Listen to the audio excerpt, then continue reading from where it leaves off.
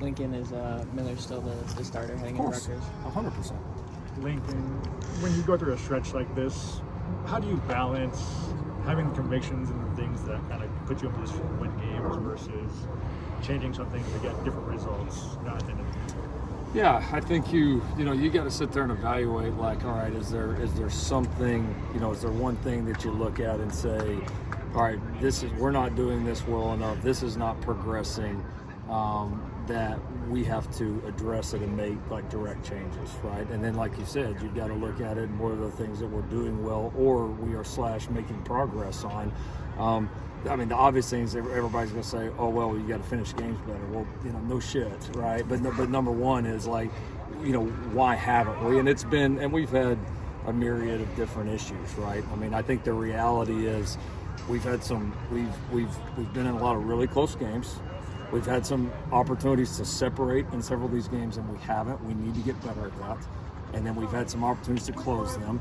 We've had some really unfortunate breaks, we'll call them, in several of these, but we haven't been good enough to overcome those. And that's what we're building to become, obviously. But I don't see like one central issue that like this position group or this player or this scheme or this coach, like they're not doing this well, and that's why we haven't closed out these games. It's just we've sprung some leaks in different places, and we got to keep coaching and keep progressing. And then anything that we see that is not functioning at a high level or headed that way, we're aggressively addressing it, and we'll do anything we have to do to continue to plug these leaks and get better. Lincoln, how would you describe where Miller's head is at, just generally? I think he's in a good place. I mean, I think he's, I think like all of us, he's had to, it's kind of a mind trick on you right now, because you people that watch the tape and watch how we've played and watch how we progress, that tells you one thing, and then you go look at the record and that tells you another thing. And it's you got to really just stay true to what you see on tape, what can we do to get better, and then how do we just keep going and going and going. And he's had to do that. Everybody in our programs had to do that, and that's just part of it. It's part of being a leader. It's part of when you have the word quarterback by your name. That's part of it. Everybody goes through tough stretches. Everybody goes through times where things don't fall your way, and the best ones continue to battle. He's one of the best ones, and he's going to continue to battle. What have you seen just on tape, that makes you feel comfortable, even though, a couple mistakes the past couple of weeks? What have you seen on tape from him that makes you still feel so comfortable? Oh, he's still executing, at a very high level. He's making a lot of plays, a lot of really good decisions. There's always going to be a couple mistakes, and the ones that he has, certainly can't kill us. And he's had a few that have obviously got to be better, but he's made a lot of plays, and he's put our guys in a lot of position to make plays, kind of like on the 2-minute drive the other night. I don't know that he could have done anything more. And so, no, I still think he's playing at a very high level.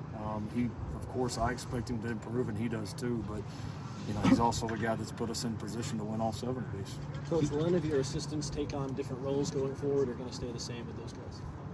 Any of the assistants? Yeah, assistant coaches. I don't think so. No. How do you approach the combination of a long away game and a short week as far as prep this week? Yeah, it's interesting scheduling. It's honestly, it comes at it's like the perfect week to have a short week, though. I mean, really, like it's, the guys were able to sleep on the flight home the other night. We all worked the entire flight home and got a good jump. And I think it's a good one just mentally to kind of be able to just like dive right in. It's like you don't have time to do anything else but just go. And so, yeah, you obviously, you alter your practices. I know you guys are aware we had to alter some of these practices throughout the week, obviously to get them ready a day early. But we're far enough in the season. These guys know our systems well enough. We gotta find the balance between obviously getting ready and getting good prep, but also having a fresh football team on Friday night. One of the words we heard most often from you and Caleb last year was consistency. Mm-hmm. How would you evaluate this year's offense's ability to play with consistency? It just generalizes right in the middle. I mean, at times it's been really, really good. At times it hasn't been. I mean, it's I really want to see us put together a complete game. We've had some good stretches in games, but I don't know that we've totally put together a complete game yet. So that's obviously our goal going forward, and certainly goal this week. Coach, just Makai Lemon has seemed to become a dependent target for Miller Moss on those short yardage. What have you just made from him since he's returned? He's been steady. It hurt us losing him. When we did early in the Michigan game, he's a steady, consistent target. He's caught the ball well. He's he's growing up in terms of his preparation and mentally really being ready to play. And so he has. I think he was 8 for 8 the other night in terms of targets and catches. And so Miller and our quarterback's got a lot of confidence in him, and he's a young player that's just getting better and more consistent by the day. Miller threw the ball over 50 times. Was that part of the game plan? Was that more than you'd like generally? That's probably a little more than I would like. I mean, some of it was the 2-minute drive obviously accentuated that a little bit.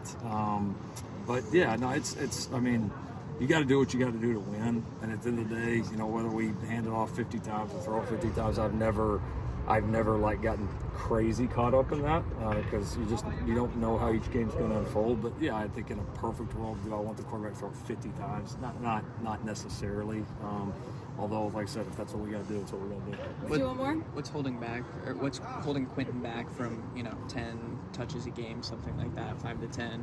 What does he kind of have to keep showing you? Yeah, I think consistency of play, and he's done a lot of good things. I mean, it's honestly a little tough to take Woody off the field right now. I mean, Woody's been one of our best, most consistent players, and so the confidence I think is growing in Quentin, and a guy that we would like to get more opportunities, and he's got to continue to become a better player when the ball's not in his hands, and that's like a lot of young running backs, but I think he is. I know our confidence is growing in him, and he's obviously made some big plays for us, and we're going to count on him for more here going forward. Thank you, Coach Riley. Thanks.